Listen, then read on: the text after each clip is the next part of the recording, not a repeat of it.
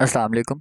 इस वीडियो में हम एक्सरसाइज 2.1 के पार्ट नंबर 2 को कवर करेंगे और ये सवाल है फैक्टराइजेशन के थ्रू सॉल्व करना है। अब फैक्टराइजेशन को आसान लफ्ज़ों में मिड टर्म ब्रेक भी बोलते हैं। कैसे होगा मैं एक क्वेश्चन का तरीका बताऊंगा, बाकी आप लोग खुद सॉल्व करेंगे।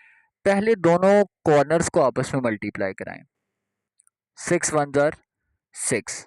तो बेसिकली हमारे पास टारगेट क्या आ गया, हमारे पास टारगेट ये आ गया है कि हमें 6 1 6 मल्टीप्लाई करके 6 बनाना है। एम के नीचे मैंने 6 लिख दिया, यानी मुझे दो ऐसे नंबर सोचने हैं जो मल्टीप्लाई होके 6 दे दें। क्या क्या हो सकते हैं वो? 2 3 6 हो सकता है, 6 1 6 हो सकता है। बस ये दो नंबर हो सकते हैं जिनसे हमें 6 मिल सकता है। अच्छा, अब दरमियान वाले नंबर को देखें, यहाँ क्या नंबर लिखा है? यहाँ कोई नंबर नहीं लिखा, यहाँ पे तो 1 लिखा हुआ है। तो ऐड या सब्ट्रैक्ट करके कितना आना चाहिए? 1। अब इन दो चीजों में से जो हमने ऑलरेडी चूज कर लिया जिनसे 6 बनेगा, मुझे सिर्फ वो पेयर चाहिए जो मुझे -1 तक पहुंचा दे। तो कौन सा ऐसा पेयर हो सकता है? 6 में 1 जमा करेंगे तो 7 आ जाएगा, 6 में से 1 माइनस करेंगे तो 5 आ जाएगा, ये तो मेरे किसी काम का भी नहीं है। 3 में 2 जमा करेंगे तो 5 आ जाएगा, नहीं। 3 में से 2 माइनस करेंगे तो क्या आ जाएगा? 1, यानी ये वाला पेयर मेरे काम का है। तो इन शॉर्ट हमें दोनों कोनों को मल्टीप्लाई करवा के अपना मल्टीप्लाई वाला टारगेट चूज करना पड़ता है। फिर हम हर वो नंबर सोचते हैं जो मल्टीप्लाई होके हमें वो टारगेट दे दे। फिर हम उन नंबर्स में से सिर्फ वो दो नंबर पिक करते हैं जो हमें दरमियान वाला नंबर दे दें, ऐड या सब्ट्रैक्ट होके। तो ये हमारे पास फैक्टराइजेशन का या मिड टर्म ब्रेक का कॉन्सेप्ट होता है। अब देखें करेंगे कैसे। पहले ये एक्स स्क्वायर है, इसको ऐसे ही लिख दें। ये -6 है, इसको भी ऐसे ही लिख दें। इक्वल टू 0 को भी ऐसे ही लिख दें। दरमियान वाले दो नंबर्स की जगह वो पेयर चूज करें जो आपका आंसर आया है, 3 और 2। तो मैं क्या करूंगा, यहाँ पे 3 लिख दूंगा और यहाँ पे 2 लिख दूंगा।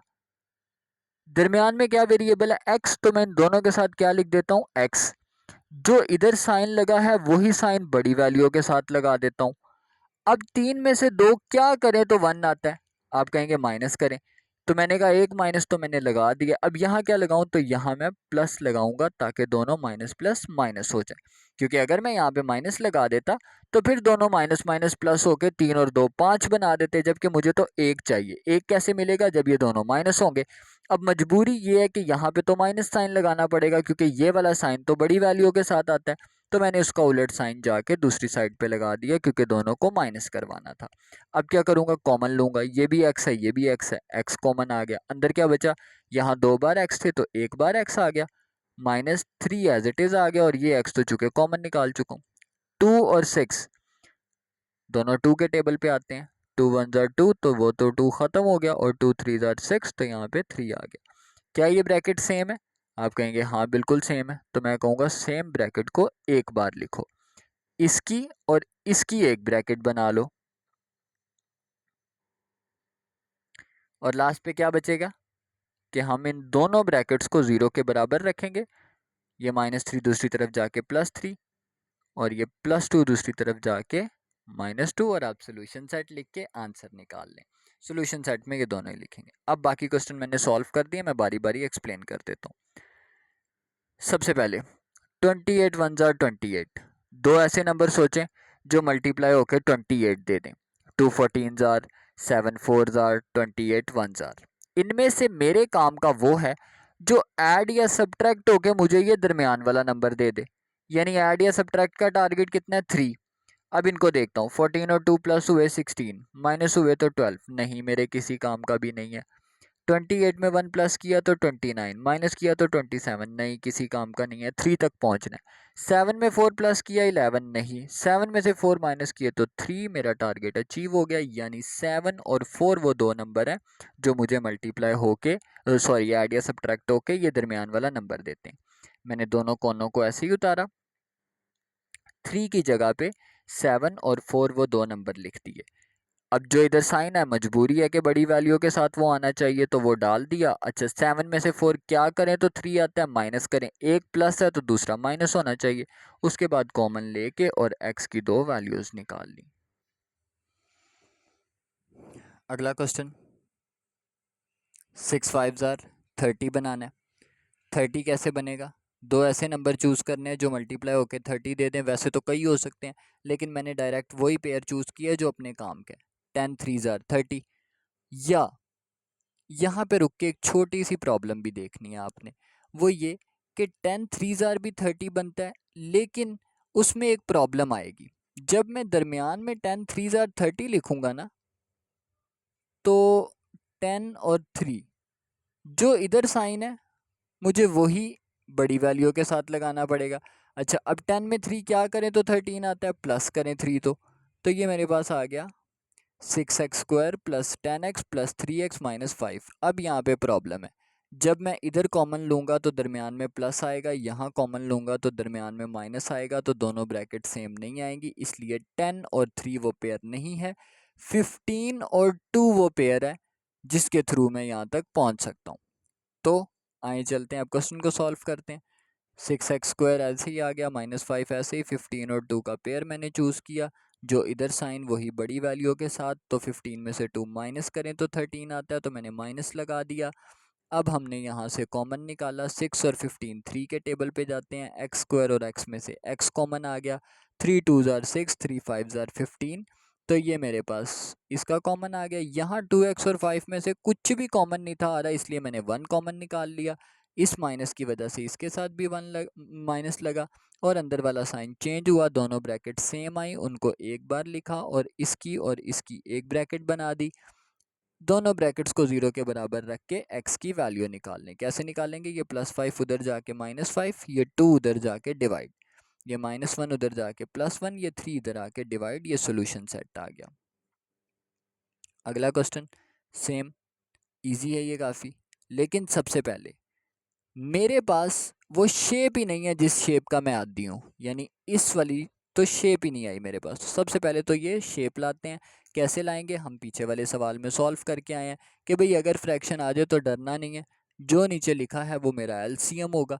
अभी नीचे 2 लिखा है तो मेरा एलसीएम 2 है।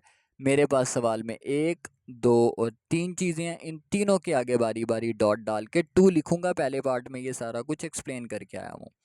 तो x² लिखा, उसके आगे 2 डाला, 3/2x लिखा, उसके आगे 2 डाला, 9/2 लिखा, उसके आगे 2 डाला, 2 2 से कैंसिल, 2 2 से कैंसिल, और 2 into x², 2x², 3 into x, 3x equal to 9। ये प्लस का 9 दूसरी साइड पे जाके माइनस का 9 हो जाएगा, तो ये प्लस का 9 इधर आके माइनस का 9। अब 9 2 18 बनाना है, तो 18 कैसे बनता है? 6 3 18 बनता है।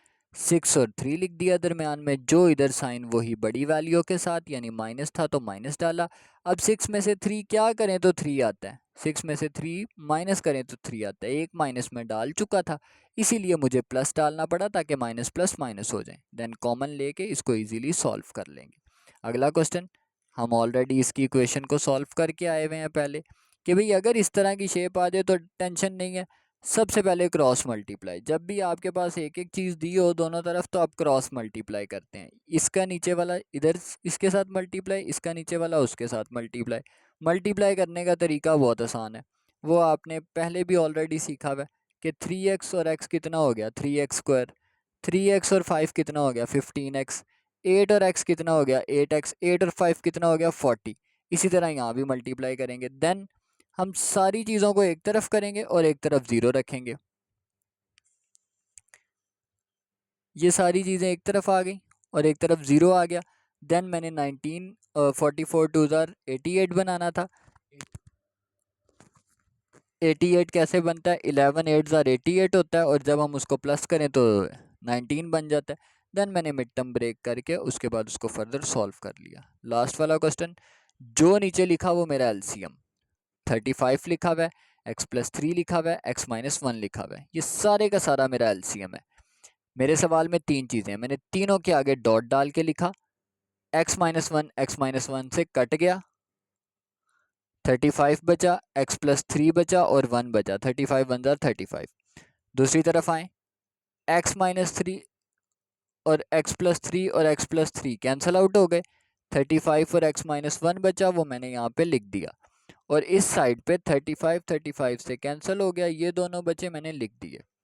35 और x प्लस 3 मल्टीप्लाई होके 35x, 35 3 105, 35x और माइनस माइनस प्लस हो के 35 वन ज़ार 35। दूसरी तरफ ये दोनों ब्रैकेट्स आपस में मल्टीप्लाई हो गई।